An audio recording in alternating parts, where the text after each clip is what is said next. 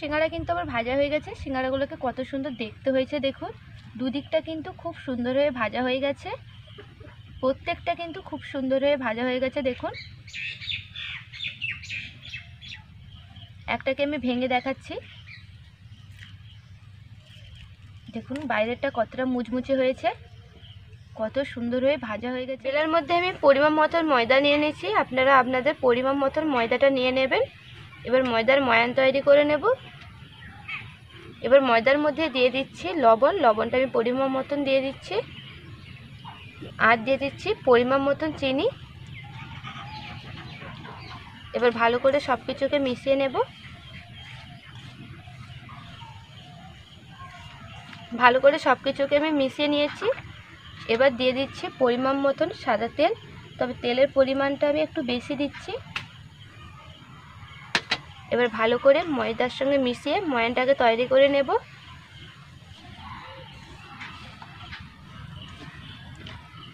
ময়দার ময়ানকে আমি ভালো করে তৈরি করে নিয়েছি। ময়ানটা হয়ে গেছে কি করে বুঝবেন?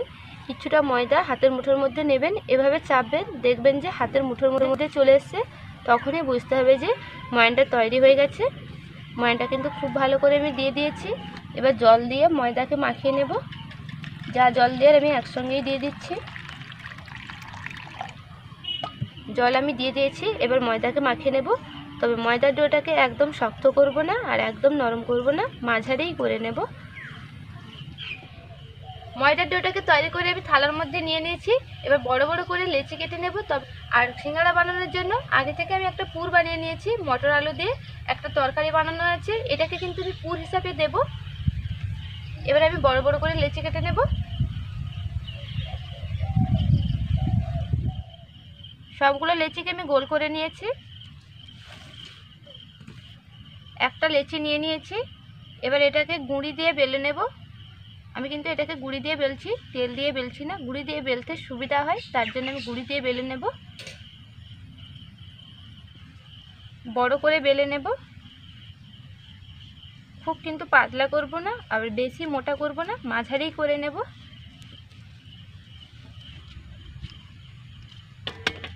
এভাবে করে লেচিটাকে আমি বেলে নিয়েছি। খুব বেশি পাতলা করে নিই, আবার খুব কিন্তু মোটা করে নিই। এভাবে মাঝারি কিন্তু বেলে নিয়েছি। এবার কি করছি দেখুন, ছুরি দিয়ে এ সাইডটা কেটে বাদ দিয়ে দিলাম। এটাকে এবার রেখে দেব। এভাবে কিন্তু আমি বাকিগুলোকেও কেটে নেব, তারপর কিন্তু সিঙ্গাড়া বানাবো।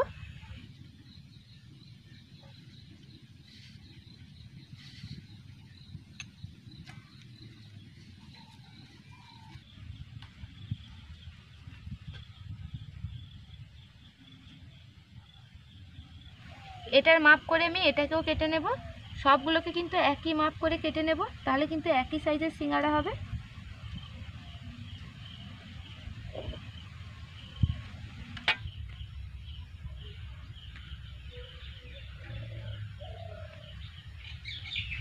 এই সবগুলো কিন্তু আমার কাটা হয়ে গেছে। এবার আমি সিঙ্গাড়াগুলোকে বানিয়ে নেব। যেদিকটা আমি কেটে নিয়েছি সেদিকটাই করে কিন্তু আমি জল লাগিয়ে নিচ্ছি। এভাবে কিন্তু কেটে নেওয়ার দিকটা জল লাগিয়ে নিতে হবে, এদিকটায় কিন্তু জল লাগাবেন না। প্রথম এটাই জল লাগিয়ে নেবেন। এবার কি করছি দেখুন, এভাবে ধরে একদিকটা বড় থাকবে, একদিকটা ছোট থাকবে, এইভাবে করে মুড়ে দেব।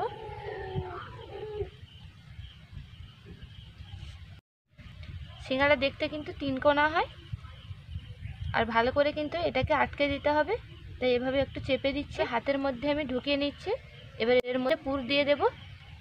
যে পুরটা তৈরি করে রেখেছিলাম সেটা আমি দিয়ে দিচ্ছি।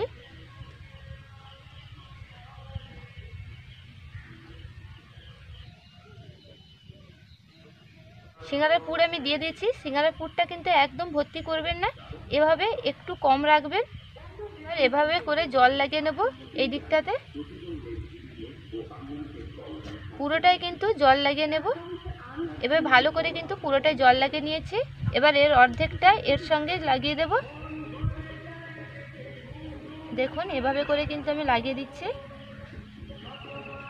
ভালো করে কিন্তু চেপে দিতে হবে, নাহলে কিন্তু ভাজবার সময় খুলে যেতে পারে। আর এদিকটা টেনে এটার সঙ্গে আমি লাগিয়ে দিচ্ছি।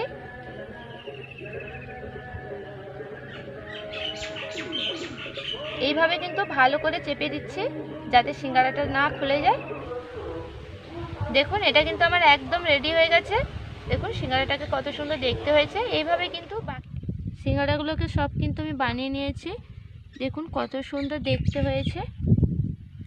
টোটাল কিন্তু আমি 10টা সিঙ্গাড়া বানিয়েছি। এবার এগুলোকে আমি ভেজে নেব। কড়াইয়ের মধ্যে আমি তেল গরম বসিয়ে দিয়েছি। তেলটা কিন্তু মাঝারি গরম করে নিয়েছি, খুব বেশি গরম করিনি। এবার সিঙ্গাড়াগুলোকে তেলের মধ্যে দিয়ে দেব।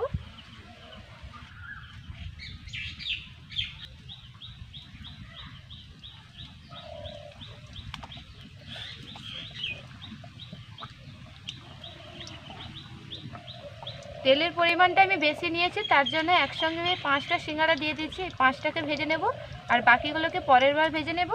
সিঙ্গাড়াগুলো ভাজবার সময় উনানের আঁচটা কিন্তু মাঝারি রাখতে হবে, আর বেশি রাখলে কিন্তু সিঙ্গাড়াগুলো লাল হয়ে যাবে আর কাঁচা থেকে যাবে। তার জন্য কিন্তু মাঝারি আঁচ দিয়ে ভেজে নিতে হবে। এবার সিঙ্গাড়াগুলোকে উল্টে দেব।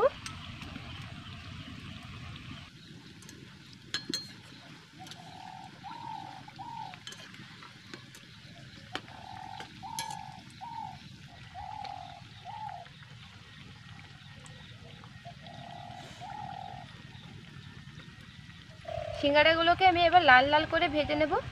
একটু সময় নিয়ে কিন্তু ভেজে নিতে হবে, নাহলে কিন্তু মুচমুচে হবে না। মুচমুচে করতে হলে কিন্তু একটু সময় নিয়ে ভাজতে হবে।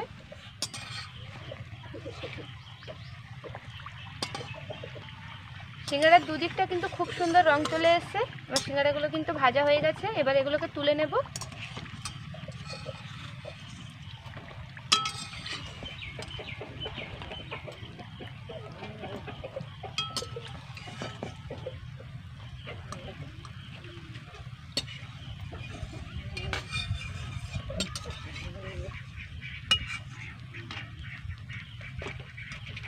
এবার এগুলো থেকে ভালো করে তেল ঝরিয়ে নেব।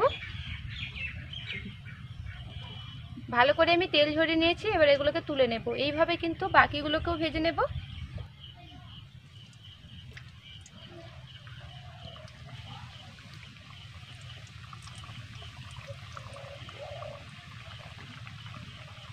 আর বাকি যে 5টা ছিল একসঙ্গে দিয়ে দিয়ে ভাজা হয়ে গেছে। সিঙ্গাড়াগুলোকে কত সুন্দর দেখতে হয়েছে দেখুন। দুদিকটা কিন্তু খুব সুন্দর হয়ে ভাজা হয়ে গেছে। প্রত্যেকটা কিন্তু খুব সুন্দর হয়ে ভাজা হয়ে গেছে দেখুন। একটাকে আমি ভেঙে দেখাচ্ছি। দেখুন বাইরেরটা কতটা মুচমুচে হয়েছে, কত সুন্দর হয়ে ভাজা হয়ে গেছে দেখুন।